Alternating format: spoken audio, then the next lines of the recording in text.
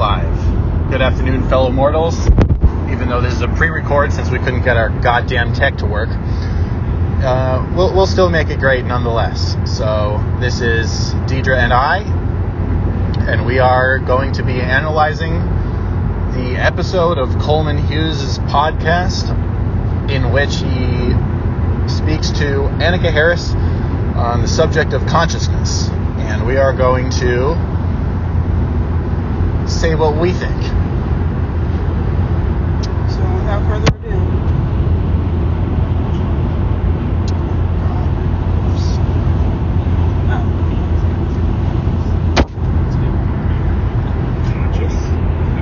gotta connect to the Bluetooth. Start over.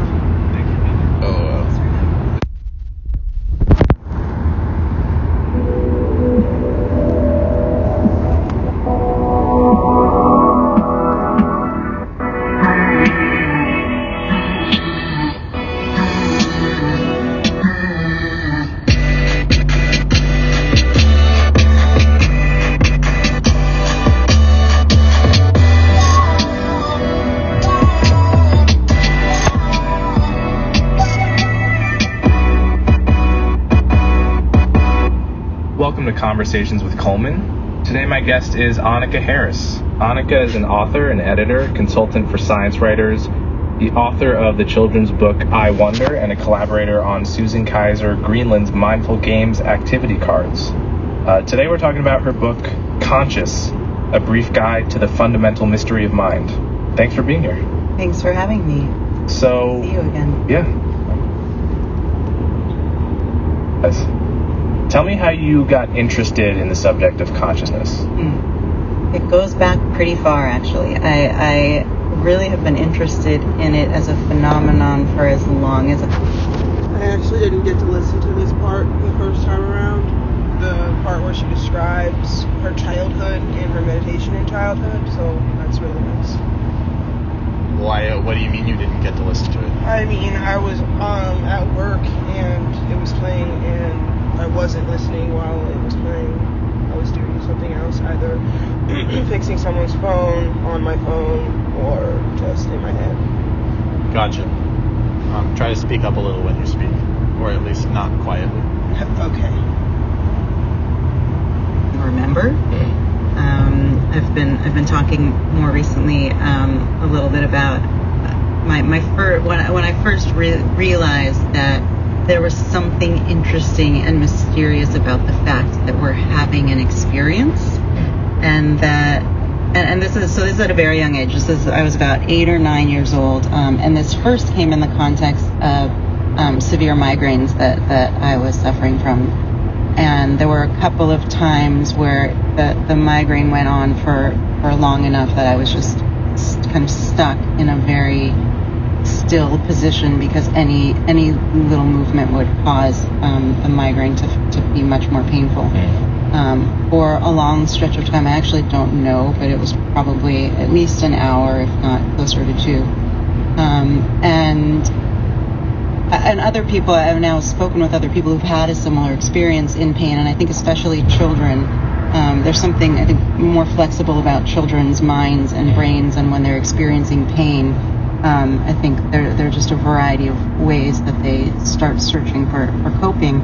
And I discovered, I became curious naturally because I was stuck there, about what this experience of pain actually was. And I think I did just naturally become curious, and then I realized that becoming curious about it stopped this stance that I had of resisting it, this kind of like psychological stance of resisting it, which just gave me the tiniest bit of relief. And when you're in that much pain, any move in either direction of more pain or less is pretty significant. And so that realization, I feel like for me, was the beginning of my getting curious about experience in general, and how the moment-to-moment experience is different from what we generally assume, or there's a lot missing in our day-to-day experience. So it sounds like you discovered mindfulness meditation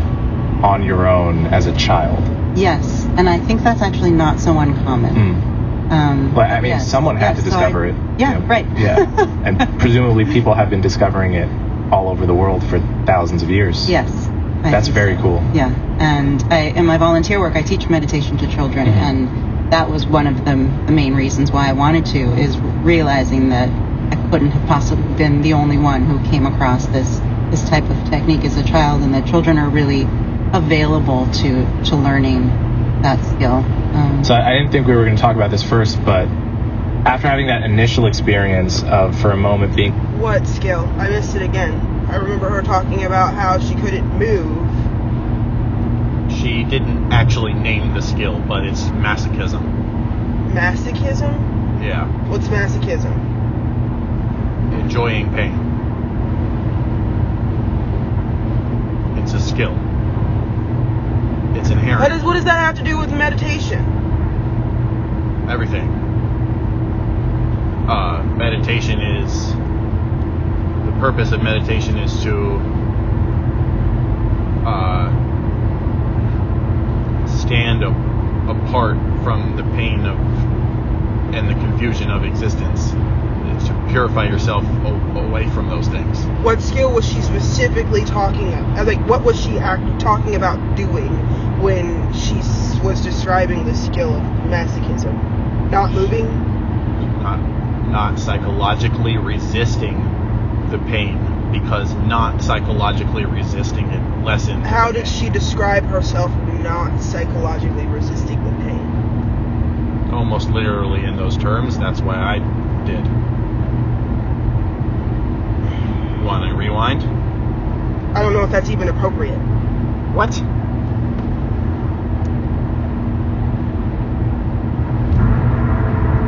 Beginning of my getting curious about gave me you worry way too much about what the audience is.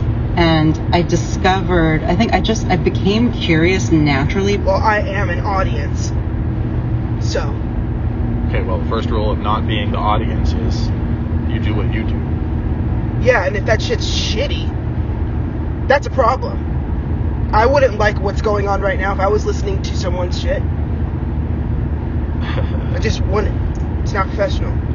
I think more flexible about children's minds and brains, and when they're experiencing pain, I think they're just a variety position, because any little movement would cause the migraine to be much more painful. For a long stretch of time, I actually don't know, but it was probably at least an hour, if not closer to 2.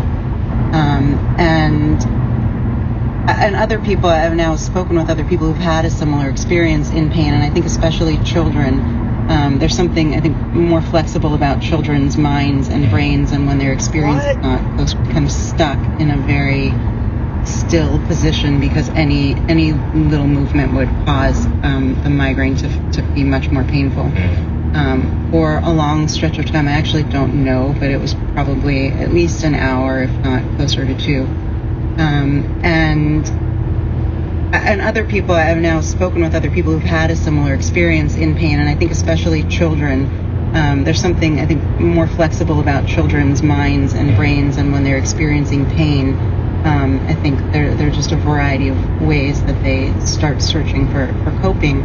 And I discovered, I became curious naturally, because I was stuck there, about what... Yeah, I do not see at all how staying still when you're in pain to prevent yourself from feeling more pain equates to meditation. I do that all the fucking time. That's not meditation. That's not what I said. That's all she's talking about doing, though. No, it isn't. What else did she say she did? She's about to say it. Experience of pain actually was, and I think is that they start searching for coping. And I discovered, I became curious naturally, because I was stuck there, about what this experience of pain actually was. And I think I did just naturally become curious, and then I realized that becoming curious about it stopped this stance that I had of resisting it, this kind of like psychological stance of resisting it, which just gave me the tiniest bit of relief. And when you're in that much pain, any move in either direction of more pain or less is pretty significant. And so that realization, I feel like for me, was the beginning of my getting curious about experience in general and how the moment-to-moment experience. Okay, so when she was in the pain, being really, really still, she was thinking about where the pain came from. And the fact that she was thinking about where the pain came from... And what was it even, also, was what she was thinking about. What was the pain? Yes. So since she was thinking about what the pain was, that means it was meditation. That's not what she's saying. What is she saying then? She's not even talking about meditation yes, yet. They literally... She's not talking about meditation yet. Literally, in 2 seconds, he's going to interrupt her and say, so basically, you taught yourself mindful meditation when you were a child. And she's going to enthusiastically agree.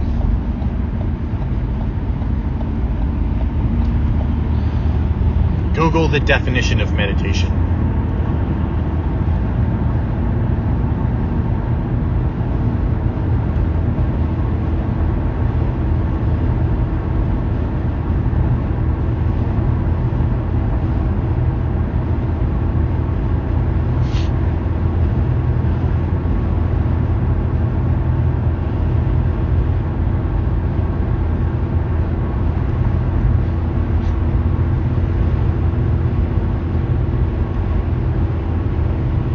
Says, that's Wikipedia, whatever, good enough.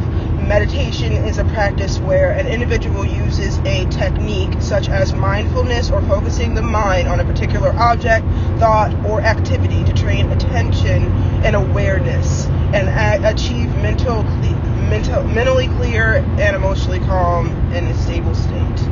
A mentally clear and emotionally calm and stable state. And what was the first part of what it does?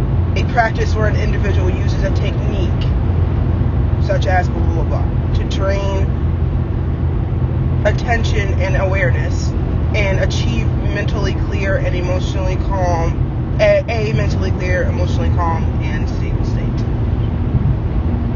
So, with that wordy ass description. So you're training for awareness and you're working toward clarity. That's the essence of meditation. Peace. You're working toward clarity and peace, and you're training for awareness. Of what? The mind? Yourself and everything.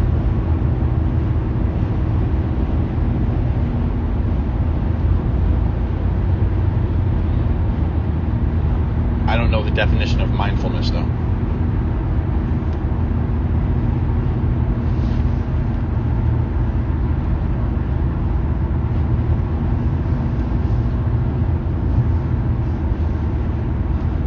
Quality or state of being conscious or aware of something. Does it have any more specific? A mental state achieved by focusing one's awareness on the present moment while calmly acknowledging and accepting one's feelings, thoughts, and bodily sensations, used as a therapeutic technique. Right. So what that's saying is, the closer to moment beauty you get, psychologically speaking, the more you're meditating. The more mindful you are.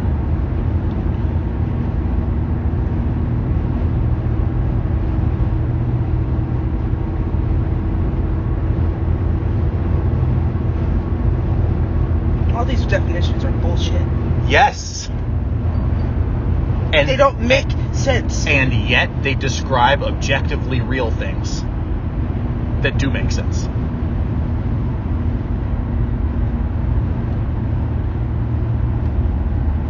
Like, there's no way someone out there could not have put this simply. Like, simply, though.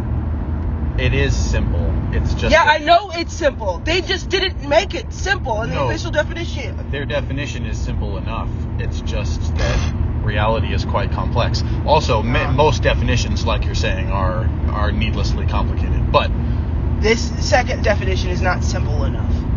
They could have used way less words to describe the concept.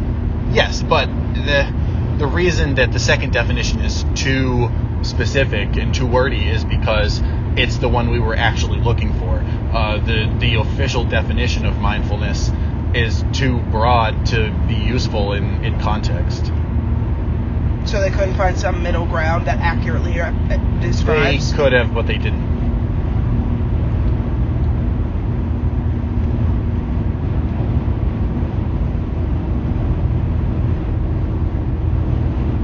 And this other person says, mindfulness is a type of meditation in which you focus on being intensely aware of what you're sensing and feeling in the moment without interpretation or judgment. Now that definition makes fucking sense. And by that definition I understand and agree with what she was doing. Yes, that's mindfulness meditation. I don't agree with the without interpretation or judgment. Well, I mean, how can you really do anything without interpretation? How can you understand anything without interpretation? It's not even possible. That is, it makes no logical even go sense. so far as to say that without judgment. Yeah, because interpretation implies automatic judgment. You can't, if you have things you believe, you can't. Yeah, to make an interpretation, to interpret something is to make a judgment about something. Unless you have no value beliefs at all, which you do. So. What does value beliefs have to do with it?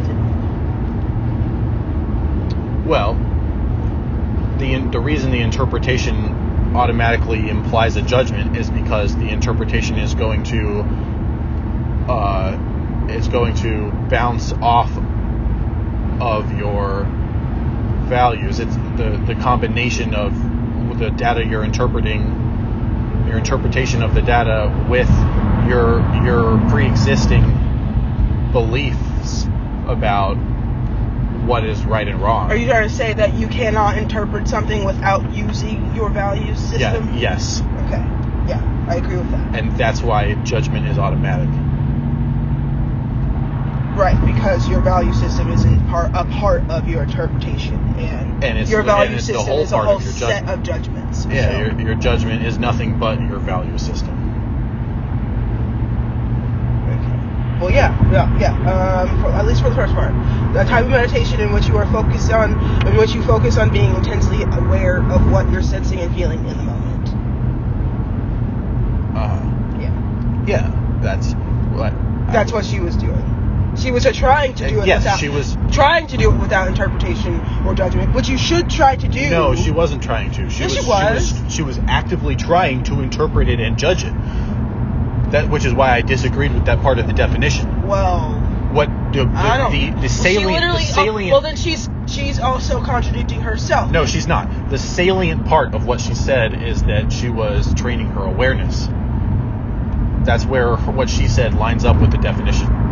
That's not what she said. That was what one of these things said. Yeah, but what the common factor. What she was trying to determine what that shit was, which is an interpretation, which. You're right. She was trying to interpret it. Yes, but the common thread, the factor that ties what her story and the definition of both meditation and mindfulness is that she was heightening her awareness. It was training to become more aware, and she did become more aware. Yeah. And when she became more aware, then she had more power. And felt less pain. Because she had more power because she was more aware. Okay, well... And that's mindfulness. That's the purpose of mindfulness is to give you that more power in that specific way. Yeah, I get that. Anyway, back to this shit. And we're gonna have to break this down into parts. I can see it already, because I don't want to go for more than an hour, because I don't want to bore people, so... That's not... I need to be the one that makes all the rules about this. What? Because you have no idea. Agree to fucking disagree about. I have no idea. Okay, well... The fuck? I listen to shit too. Alright, well... And I don't want to just have our audience be niggas like you who are cool with fucking listening to 3-hour fucking podcasts. That's not most people. Okay, well, all the things you complain about can be fixed with editing, so on the creation No, end, I don't want to edit out our shit. It's good shit. What are you talking about? Wait, yeah, that's part of editing is you can break shit up into episodes. Okay, then. But then I'm not going to worry about that when we're recording. That's ridiculous. I didn't say worry about it when we're recording. Which is now. I'm just saying we won't be able to release this whole thing in one full go because it will be longer than an hour. That's fine. I really don't care. I just want to actually do the whole thing, no matter how long it takes. You're really gonna make me need a fucking cigarette. I already need a fucking cigarette. Yeah, well, when you need, quote-unquote, a cigarette, we'll just take a break while you smoke it. I don't want to do that. Well, it's noise pollution. Do you care if people can hear what you say?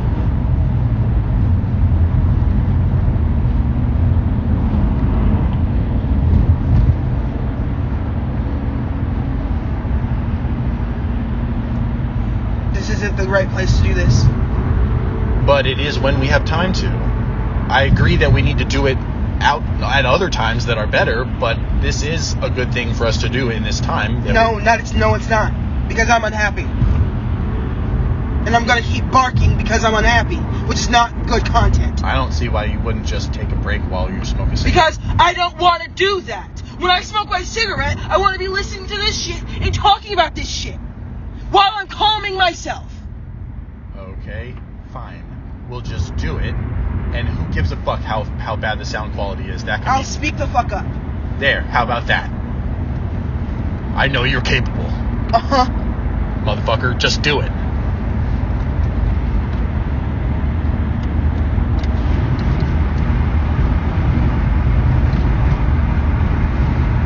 I wonder if we'll even edit that part The out. golden rule of editing is the more you edit, the less fucking money you make! I know that shit, Christopher.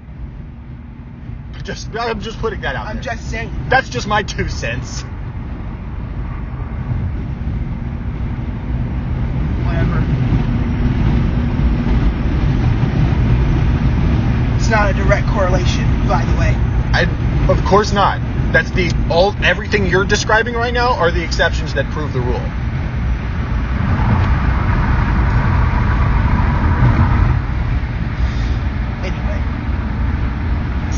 Different from what we generally assume, or there's a lot missing in our day-to-day experience when Jesus Christ. We're the worst. I know.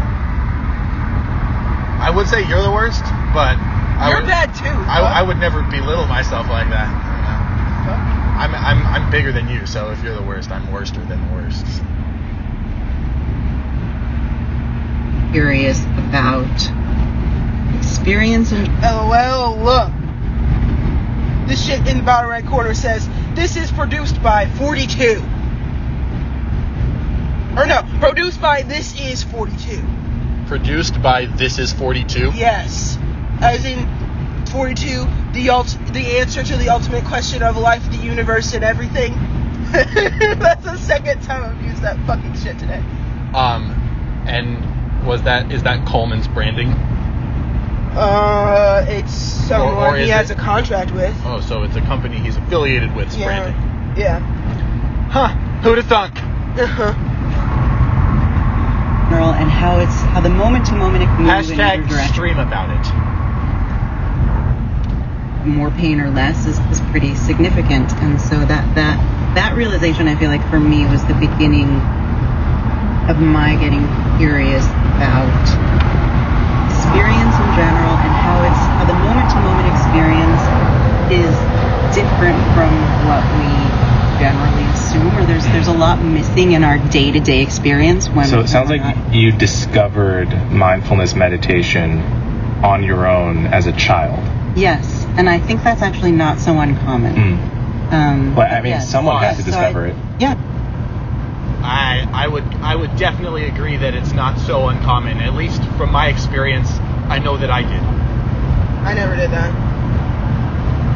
I didn't discover no mindfulness meditation. I never thought about what the fuck pain was. I wasn't in a whole lot of physical pain as a child, so there weren't a lot of opportunities for that. And my emotional pain was just much too distracting on its own for me to think about what the fuck pain was. I'm just not that kind of person. I'm just not.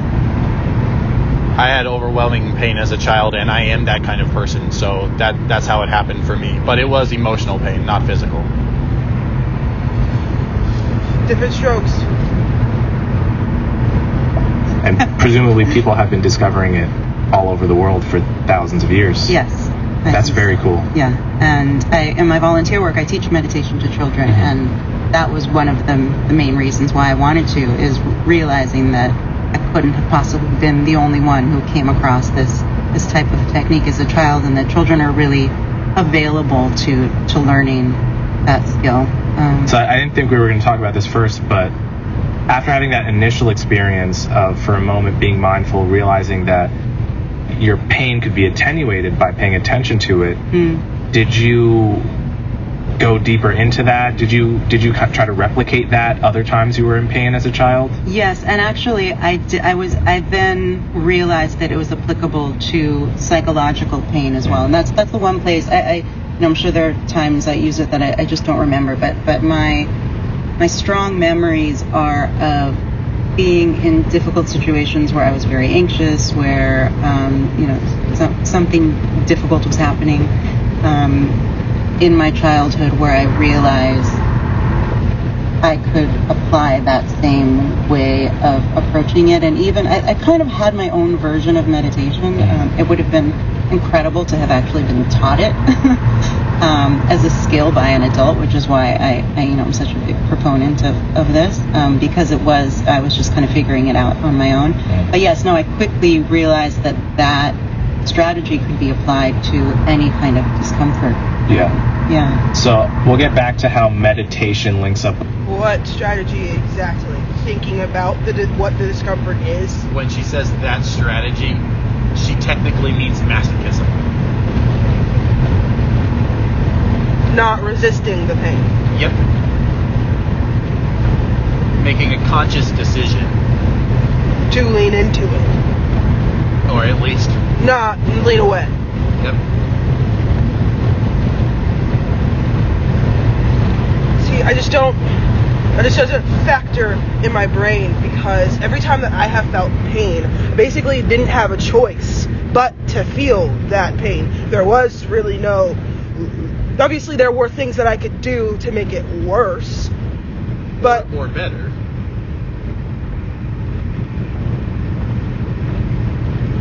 Even just physical things, right? Once you've done those things, there's only so much you can do. If you're physically cut, you unless you have literally morphine at your disposal, you can't take that pain away. The most you could do is subdue it.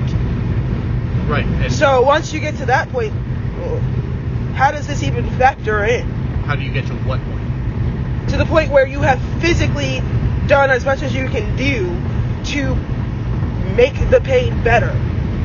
Well, that's not really a thing, because your brain is a chemical vat of drugs, and so psychology is physical and really does alleviate your pain if used properly.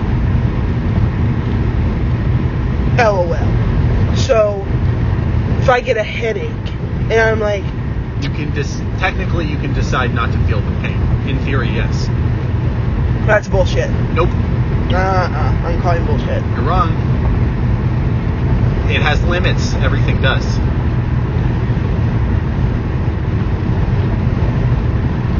Bullshit. You can't get rid of the pain completely.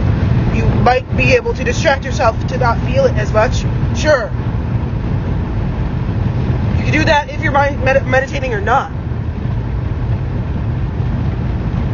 Whatever given value of the pain would be represented by the difference between feeling it however you were going to feel it and feeling it less, even if you're not going to not feel it at all. What?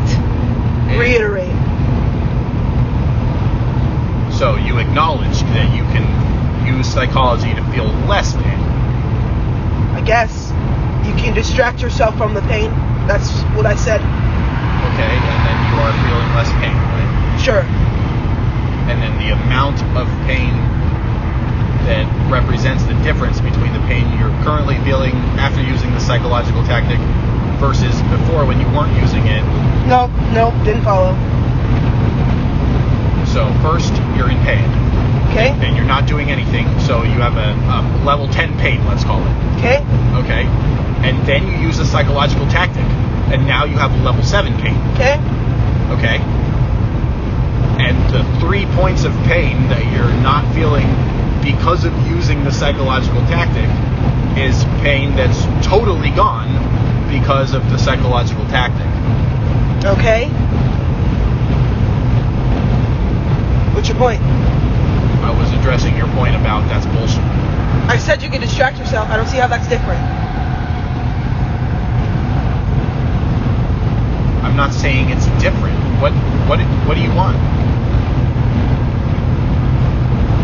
You can totally forget pain. Yeah, but you said that you could not feel the pain, in theory. Yes, just like being distracted can cause you to totally So not feel the pain. no, can't cause you to totally not feel the pain. Yeah, it can. It's just that the pain won't necessarily stay away. What? Just because it can cause you to totally not feel the pain on a momentary basis doesn't mean that that's something that can last. Like, you know, a distraction. Okay, so for like 2 seconds, you can completely not feel the pain. Sure, yeah, that's a thing. But like I said, that's a thing with not with so many. And it's a longer and longer 2 seconds, depending on your capacity to exercise the skill.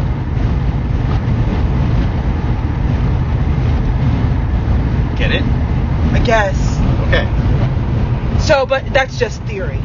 No. It's scientifically proven. I know. That's basically what the fuck a theory is. A scientific theory. What do you mean, just theory, then? I don't know about anybody who's actually done that. Yeah, that's why it has fucking... What do you think I'm talking about when I say no, it's scientifically proven theory? I mean, proven fact. They have examples of people doing it that they measure. They measure. Okay, so like a nigga cut his arm off, right? And then he used medication to not feel the pain.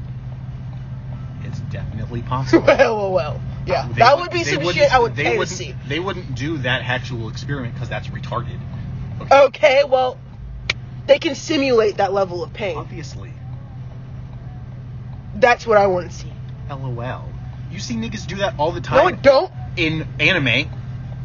That's cartoons. It's based on real life. Oh my god. That's adrenaline for the most part. That you're vastly underestimating life and humans. Okay. Humans suck. Yeah, you're vastly underestimating them. Whatever. I want to learn how to do that. Uh-huh. If that's a thing, I ain't a teacher. That's not a thing. Bullshit. No way that's a thing. I totally... But if that's a thing, I want to do it. I never heard of nobody doing that. Like, for real. I haven't. My black ass has never heard of nobody doing some shit like that, okay? I just haven't. It's understandable. I'm about to show up at my job, so... Uh-huh. So we'll pause the shit. Alright. I want to post it. Uh-huh. Yeah, we will. Here, I'll just, instead of pausing it, I'll stop it, and we'll just post what we have. Why don't we just stop now, because we only have 2 minutes. Yeah. We're gonna do that. Yeah. This is a good spot. Yeah. Nice little episode.